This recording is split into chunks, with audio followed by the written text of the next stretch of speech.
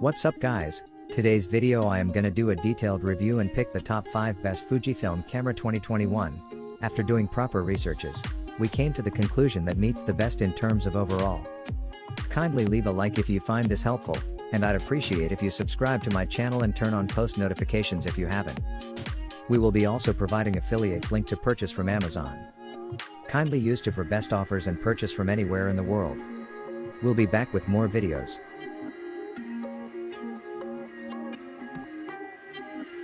The XT200 has serious retro style.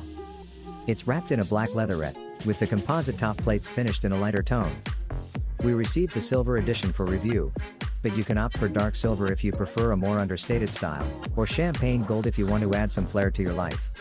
The body is smaller all around than a typical consumer SLR, 3.3 by 4.8 by 2.2 inches without a lens, HWD, and fairly light at 13.1 ounces.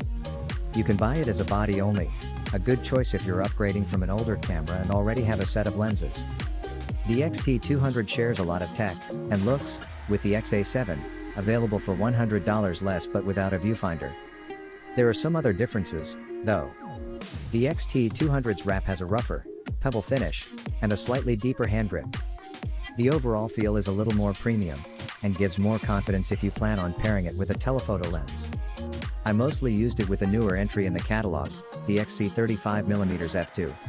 It has the exact same optics as the XF35mm f2WR, but drops weather protection and an aperture ring, and comes in at half the price. There's a built-in flash, as well as a hot shoe for an external strobe or wireless trigger. The switch to pop the flash open is at the left, nested below a customizable control dial. The dial can serve any number of functions. By default it cycles through the in-camera film modes. The mode dial is just to the right of the EVF, and is flanked by front and rear control dials. The shutter release sits in the middle of the front dial.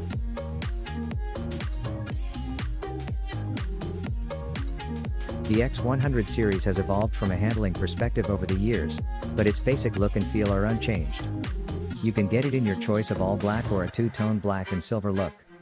The viewfinder sits in the corner, offering your choice of an optical or through the lens electronic view, and the lens is a fixed prime with a moderately wide angle of view. The image sensor is as large as you'll find in Fujifilm's mirrorless camera systems and entry-level SLRs. Because of this, the X100V isn't tiny to the point that it slides into a small pocket, but it will certainly find a home in the larger confines of jackets. It measures in at 2.9 by 5.0 by 2.1 inches, HWD, and is rather dense, packing 1.1 pounds into its frame. The body has a modest contour to serve as a grip, and offers dial-driven tactile controls, hammering its old-school aesthetics further home. For the first time, Fujifilm has included dust and splash protection. It certainly ups the desirability for travelers and documentary photographers who want to make images in rain and shine alike. You'll need to add the $45 RX100 adapter ring to prevent drops from getting into the lens, and adds a standard 49mm filter thread to the lens. There are third-party solutions too. NIC sells a clear UV filter that attaches to the lens without the need for the RX100 adapter ring. It costs $39 and is designed smartly, so that you can still use the slip-on metal lens cap with it attached. The company also sells a holder for rectangular glass filters, including a graduated neutral density filter for landscape work, in kits starting at $50. The lens has new optics, but the same 23mm focal length and f/2 maximum aperture as older models. The image sensor isn't as big as a film frame, though, which means the angle of view matches that of a 35mm full frame prime.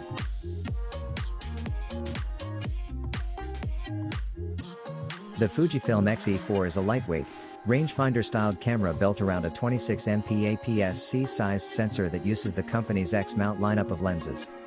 Billed as a fun-to-use and compact photographic companion, the X-E4 is the smallest X-mount camera on the market, encouraging you to keep it around wherever you go. With Fujifilm's latest sensor and processor combo, the X-E4 inherits a lot of the goodies from the most recent Fujifilm cameras, including updated autofocus, solid video specs and really impressive burst shooting rates. Relative to the Fujifilm X-E3, the X-E4 brings a suite of updates, the most important of which is the latest 26MP X-Trans sensor and quad-core X processor 4. This means the image quality and, in some cases, performance of the X-E4 will be a match for the best that Fujifilm has to offer in its X-mount lineup. The camera's body and controls have also been slimmed down relative to its predecessor. but we'll delve into those details in the next section. That 26MP sensor brings with it really solid image quality, a native base ISO of 160, down from 200 on the XE3, and super fast readout speeds that let the XE4 fire away images at 20 fps with the electronic shutter, or 30 fps if you opt for a 1.25x crop. You also get super fast electronic shutter readout that tops out at 1/32,000 seconds, which is handy for shooting wide open in bright daylight if that's your thing.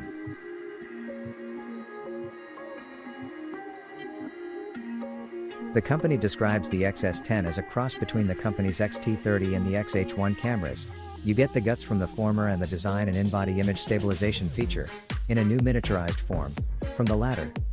The XS10 camera is targeted toward both beginning and experienced users who may have Canon or Nikon DSLRs and want something a little more familiar than a typical FujiFilm camera.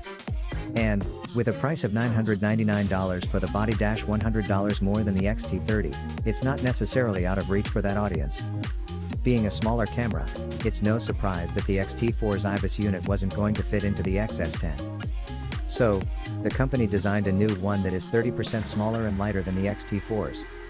A new motion sensor makes the unit more efficient, and the XS10 has a redesigned circuit board that reduces power consumption.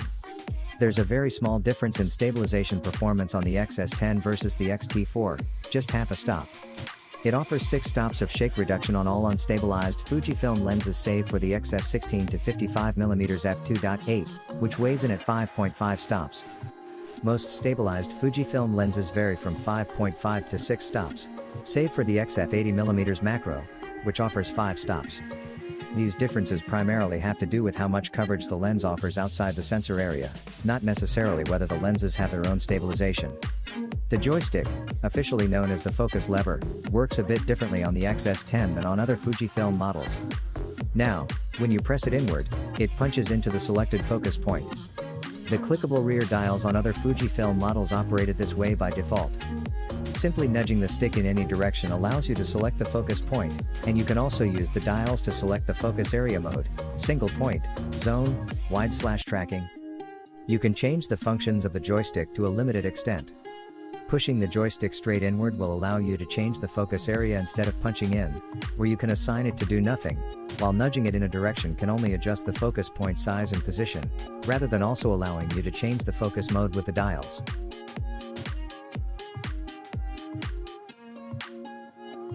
The XT4 is solidly built, with an all-metal design that retains all the mechanical controls you'd expect from the brand. Fujifilm's film-era body design is wrapped around an impressive new shutter mechanism, with in-body image stabilization and a fully articulated rear touchscreen that can be turned around so it won't get scratched in your bag. The first thing Fujifilm fans will notice about the XT4 is the new shutter mechanism. Its improved damping has produced a satisfyingly slight shutter snap, even in mechanical mode. It's quieter than the silent mode on other cameras I've used. The more important upgrade is the burst shooting rate, which can now hit 15 frames per second, FPS, with autofocus. That's with the mechanical shutter. If you wish to use the electronic shutter, you can go up to 20 FPS, matching its predecessor, the XT3. What's just as impressive is the speed at which the XT4 can clear its buffer, the place where image data is stored before it's saved to the memory card. There are cameras out there with larger buffers, but once the XT4's buffer is full, it clears in less than 2 seconds, which means there's almost no lag when shooting quickly. Sport and portrait photographers, this is a camera worth checking out. The in-body image stabilization, IBIS, is another welcome addition. Combined with a stabilized lens, Fujifilm claims a 6.5f correction,